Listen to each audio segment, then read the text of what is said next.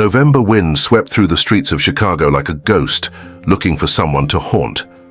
The cold wasn't just biting, it felt like a test of how much kindness still survived in a city like this.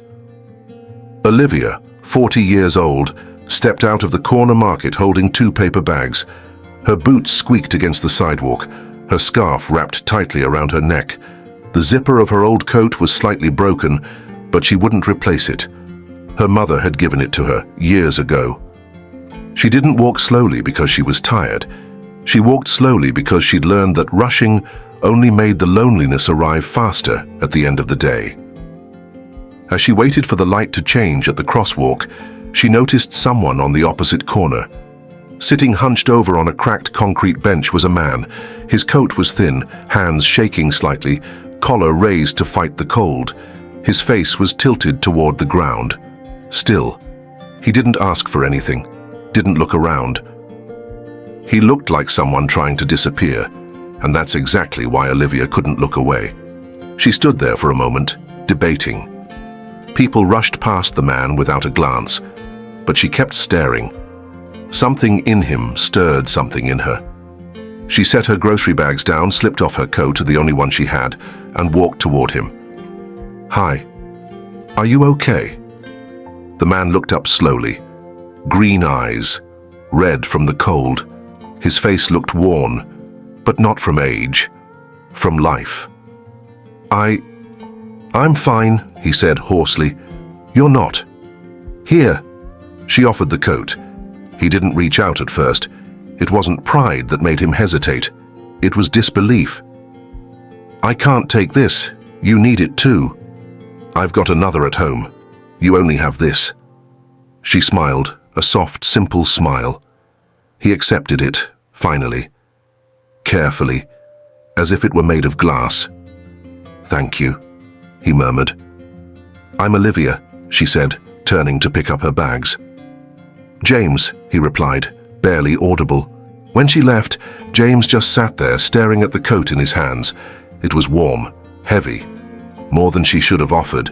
James Donovan Cole, former CEO of Coltech Systems, once a $400 million company. Now, nothing. 6 months ago, a partner he trusted betrayed him, leaked information, stole millions, and left James to take the fall. The media painted him as a villain. The board removed him. His marriage crumbled. Friends vanished. He lost everything. And when he disappeared from the world, no one came looking, until her. She had no idea who he was, and somehow that made the gesture mean even more. The next day, Olivia returned to the same bench. She brought an extra coffee, one for herself, one for him. Part of her thought he wouldn't be there, but he was, clean-shaven now, hair brushed back, wearing the coat carefully, like something precious. "You came back," he said, "and you stayed." They sat together, drinking coffee in silence, watching the world rush past. After a while, she glanced at him. "You don't seem like someone who belongs here." He smiled faintly. "I didn't. Once. But life changes." As she reached into her bag, a worn notebook fell to the ground. James instinctively picked it up. The pages fell open, schematics, wireframes, ideas. You work with tech?" "I'm trying to," she answered. "It's a platform I designed for elder care. Remote support. But no one listens to a 40-year-old woman with no degree." James blinked. He knew those exact design concepts. 20 years ago, he had drafted something almost identical, long before Coltech, before the suits, the cameras, the money. This woman had rediscovered what he had lost, not just in business, in purpose. The next day, James was waiting with a new notebook in hand. "You should present this to someone." "No one would take me seriously." "Someone will. Especially if you let me help you shape it." She hesitated. "Why would you help me?" He didn't hesitate. "Because you helped me, and you didn't even know who I was." Scene. James in a glass office, surrounded by tension. Auditors enter. A board meeting spirals. His partner stabs him in the back. Cameras flash as he leaves the building, coatless in the rain. His name burned in headlines. Silence follows. Scene: Olivia trying to pitch her idea at a co-working space. She's dismissed. Patronized, cut off. Later, she visits her elderly mother in a care home and quietly whispers, "I haven't given up, Mum. They'll hear me someday." The next day, James handed her a business card. "This is someone I know. Tell them I sent you. Show your project." She raised an eyebrow. "And what's the catch?" "You just have to promise to believe in it, the way I believe in you." As she walked home, she glanced at the card again. Cole Tech Solutions, James Cole, advisory consultant. Her steps stopped. She turned slowly. He was watching her from across the street. "Wait, you're James Cole? That James Cole?" He nodded quietly. Her face was a storm of emotion, shock, disbelief, and something deeper. But all she said was, "You know what? I don't care. You gave me back something I thought I'd lost." He smiled, and for the first time in months, he let hope back in. Olivia held the business card in her hand as if it were made of stone. James Cole, Cole Tech Systems. It wasn't just a name, it was the name, the one that had been splashed across financial magazines, the one dragged through scandal, the same man who vanished from the public eye after everything collapsed. She looked at him, the same man who had been sitting on a freezing bench just days ago, the same man who took her coat and barely spoke.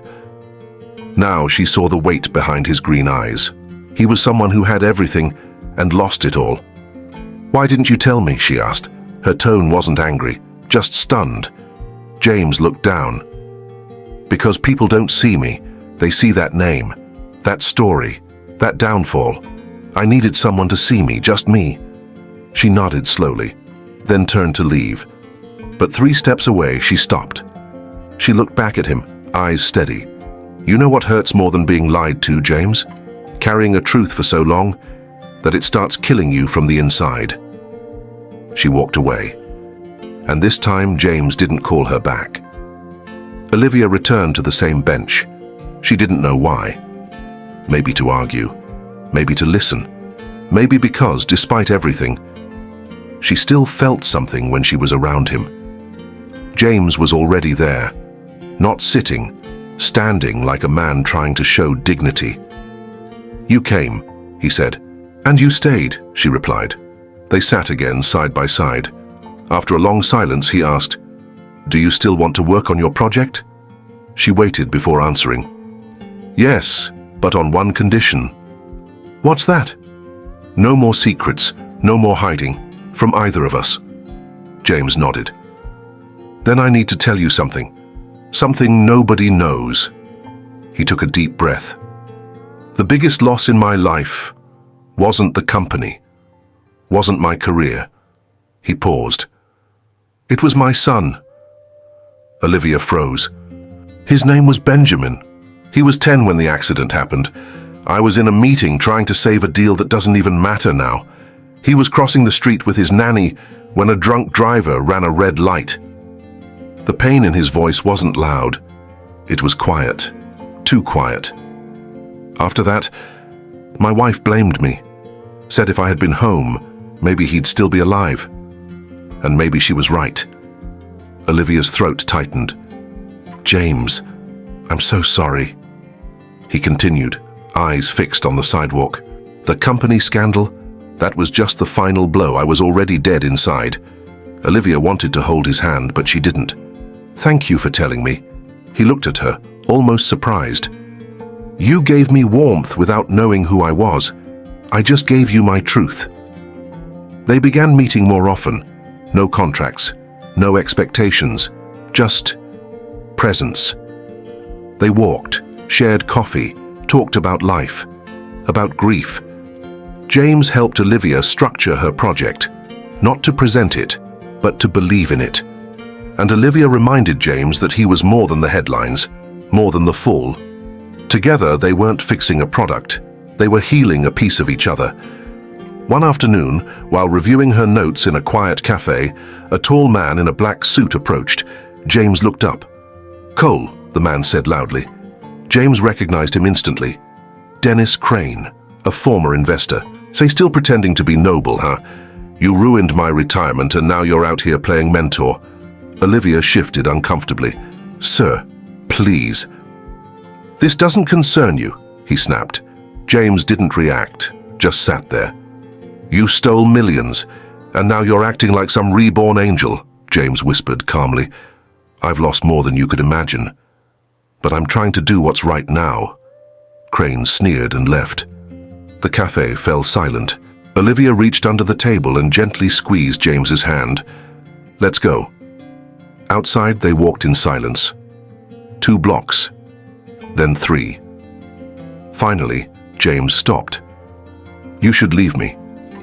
Why would I do that? Because this will happen again. People won't forget. They'll drag you into it. She turned to face him fully. I don't care what they think. I care about what's true. James took a breath. I signed a deal, trusted the wrong man. When everything collapsed, they needed someone to blame, and I let them. Then prove them wrong, she said. Not just to the world, but to yourself. The next day, Olivia arrived with an envelope. Inside, a handwritten agreement. James opened it slowly. This is a partnership. You're officially my advisor now. I want this to be real. He stared at the paper. After everything, you still trust me? She smiled. You've given me more than advice. You gave me hope. Now let me give it back. Just as he signed, Olivia's phone buzzed. A text message. Your application has been accepted. Final presentation, Friday 10 a.m. Her jaw dropped. James chuckled. You're further than you think. But across the cafe, someone watched them. A woman with red heels and a blazer. She took a photo discreetly and sent it. Message, he's back, and she's with him. The sound of applause still echoed in Olivia's ears as she and James walked out of the Future Tech auditorium. It wasn't just noise, it was acknowledgement. They had been accepted. Not just their ideas. Them. Did you notice? James said, smiling. They stood up. They stood up. For us, Olivia replied, her voice caught between disbelief and emotion. The hallway seemed brighter, as if the world now saw them in a new light. But at the top of the stairs, a woman stood watching. Red blazer, high heels, dark glasses. She didn't clap. She simply took a photo, then typed a message. She's with him. The connection is real. We need to move now. That night, James insisted they celebrate. Nothing grand, just a cozy Italian place tucked away from downtown noise. The waiter brought them wine. Soft jazz played in the background. You know what scares me? Olivia asked, halfway through her pasta. Tell me. I've gotten used to having you in my life. To us being in this together. He paused, hand resting near hers. His expression softened. That scares me too. She laughed gently. You? Scared? The man who once ran one of the country's top companies is now terrified of losing something real. She leaned closer. I'm not going anywhere. Their eyes held each other's for a long moment. James walked her home. They stopped outside the small building. Thanks for tonight, she said, clutching her keys. Olivia, he started. She turned to him. Yeah? You don't have to carry everything alone. You can trust me, even with the messy stuff. She looked down, then up at him. You've already seen so much of it. He took a step closer. And all I want is to stay. He kissed her. Not hurried, not desperate, just present. Like a man who had finally decided to be still. Olivia woke up early.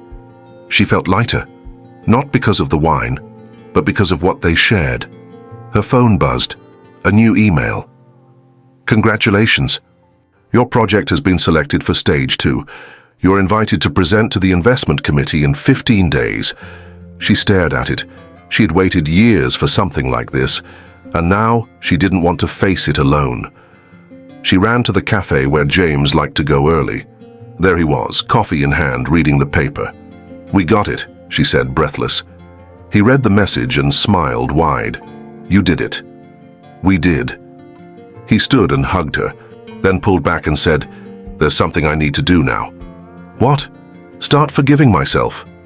James drove across the city to a modest brick building. A sign out front read, "Benjamin Cole Foundation, founded in memory of Benjamin Cole." He hadn't set foot inside since the funeral. The pain had been too raw. But now he walked through the doors. Photos of smiling children lined the hallway. Books, games, laughter. A woman approached. "Mr. Cole, it's been a long time. I want to help again, not with checks, with presents." She smiled gently. "We're looking for someone to mentor our youth program." James looked at a framed photo of his son. "I'm in."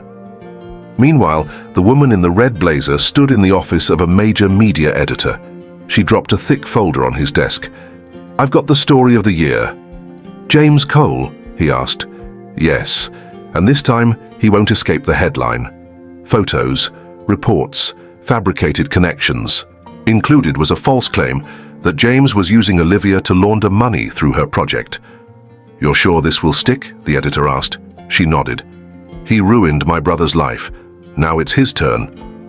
Her name, Diane Crane, sister of Dennis Crane, and now, out for revenge. 2 days later, Olivia's phone exploded with notifications, news headlines, social media tags, emails. "Disgraced CEO returns with new partner. Is she a victim or a collaborator? James Cole's comeback, redemption or scam?" Who is Olivia Parker, the woman behind the new Kindbridge scheme? She rushed to James's apartment. He was already on the couch, scrolling, motionless. "James, I saw." He tossed the phone onto the table. "I should have known this would happen." She stepped closer. "You told the truth. That's all you can do." He shook his head. "What if that's not enough?" She sat beside him. "Then we fight. Together." Later that night, he paced the living room. "I could disappear again." She stood firm. "Is that what you want?" "I want to protect you." "Then stay." He stopped walking. "Even if the world burns down?" "Then we burn standing side by side." James walked over and took her hand. "You really believe in me?" "I believe in us." The next morning, Olivia sat on her couch, no makeup, wrapped in a blanket. She recorded a video on her phone. "Hi, I'm Olivia Parker, and yes, I know who James Cole is, but more importantly, I know who he is now. He's not perfect, neither am I. But what we're building, it's real. We've both been broken, and we're not hiding that." She posted it. Within hours, it went viral. People started defending her. Her inbox filled with messages of support. Others began sharing their own stories. It became more than a video. It became a movement. That afternoon, they returned together to the foundation. Children ran by. Volunteers waved. The place felt alive. A boy, maybe 12, stopped in front of James. "You're the guy from the video?" James smiled. "I am. And who are you?" "I'm someone who wants to build something great, but nobody listens." James knelt down to eye level. "Then the first person you need to convince is you." Olivia watched. Her heart swelled. This was who he truly was. As they walked home that evening, James's phone buzzed. Unknown number, one message, subject, "You don't know everything about Olivia." Attached, a video of her in a cafe with Dennis Crane. James froze. Olivia noticed.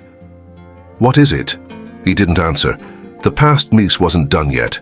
James hadn't slept. He sat by the window, eyes fixed on his phone, the screen still lit. The video played again. Olivia walking into a cafe, smiling, greeting Dennis Crane, the man who had humiliated James in front of dozens just days earlier. They shook hands, laughed, exchanged documents. The anonymous message that came with it read, "She was always with him. Open your eyes." James knew he shouldn't believe it. But fear, the kind of fear he thought he had already overcome, returned with a sharp edge. Was he being fooled again? When Olivia arrived at the foundation that morning, she wore her usual warm smile. She held 2 paper bags with homemade cookies for the volunteers. But the moment she saw James at the door, phone in hand, eyes colder than usual, she knew. "James, is everything okay?" He didn't answer. Instead, he turned his phone toward her. She watched the video, silent. She didn't deny it. She didn't flinch. She breathed slowly. "You want me to explain?" Still silent, he stared. "It was a meeting," she began. "It happened before I met you. Dennis offered to help fund my idea. He said all the right things, but when he asked for nearly half of everything and without even reading the proposal, I walked out." James looked at her. "Why didn't you tell me?" "Because I didn't think it mattered. Because I thought you trusted me." He blinked, hesitated. Just 2 seconds. But for Olivia, it was enough. Her expression changed. "I see." She walked away. No shouting, no accusations, just disappointment. James didn't hear from her that day, nor the next. Her silence was heavier than any scandal, any failure, any fall. He tried to focus on the foundation, helping children, reviewing projects. But everything echoed her absence. The bench where they used to sit, the coffee cups she always arranged just so, the laugh that used to echo in the kitchen, gone. And he couldn't stop asking himself, had he failed her, or just failed to trust? On the 4th morning, an envelope appeared at the foundation. Plain. Handwritten. He recognized the handwriting instantly. "James, I understand. You've lost a lot. Maybe trusting someone again feels like asking to be hurt. But I didn't lie. I didn't hide anything to deceive you. I just thought we were past the need for explanations. I'm going to Vermont for a few days to breathe, to remember who I am. Without all of this, take care of yourself. Olivia." He read it once, then again. And when the words finally landed, he broke. Vermont was as Olivia remembered it. Quiet roads, orange leaves, a sky that felt closer to the soul. She stayed with her sister in a small house tucked between pine trees. She walked old trails, revisited her mother's grave, lit a candle by the small memorial planted for the baby she had once lost. Here, away from the noise, she could think about James, about herself, about what it meant to give someone your heart and be doubted. One night, flipping through her old notebook, she found a sentence she'd written years ago. "Those who hurt often fear. Those who love stay." She closed her eyes and realized she still wanted to stay. 5 days later, James couldn't take it anymore. He got in his car and drove the long road to Vermont. He didn't text, didn't call, he just showed up. Olivia's sister answered the door. She looked at him with a mix of suspicion and recognition, then stepped aside. "She's out back, under the lavender tree." James walked quietly, and there she was, sitting on the grass, simple jeans, barefoot, hair loose, watching the wind play with the branches. He stepped behind her. She didn't turn. "I read your letter," he said softly. Still no reply. "You were right. I wasn't afraid of you. I was afraid of believing that someone could actually stay." Finally, she turned, calm. "And now," James knelt beside her, "now I'm here, not to fix anything, not to explain, just to ask you if I still have a chance." She looked at him for a long time, then answered, "Sit, let's start with silence." And he sat. That evening, they lit a small fire in the backyard. Just the two of them, wrapped in old blankets, faces lit by flickering flame. They didn't talk about the scandal, or the video, or trust. They talked about childhood, about books, about fears they never voiced before. James told her about a dream he used to have, of building a cabin far from the world. Olivia told him about the lullabies she used to sing to the child who never arrived. They laughed, they cried, they healed, together. The next morning, James returned with a small tree sapling and 2 shovels. Olivia blinked. "What's this?" "We're planting something." "Here?" "Yes, right beside your lavender tree." She stared at him, not moving. "Why?" He smiled gently. "Because you only plant something like this when you're ready to stay and see it grow." She looked at the ground, then at the sapling, and picked up a shovel. They dug together. The earth resisted at first, but slowly, with patience, it yielded. And when they finished, they stood side by side, mud on their hands, hearts light. Late afternoon, they sat on the porch, watching the new tree gently sway in the breeze. James took Olivia's hand. "Do you think it'll grow strong?" She rested her head on his shoulder. "If we water it, protect it, believe in it." "Yes." He looked at her. "Like us?" She smiled. "Like us. And with no contracts, no promises, no projects, they simply chose each other. Not because it was easy, but because they both knew it was real.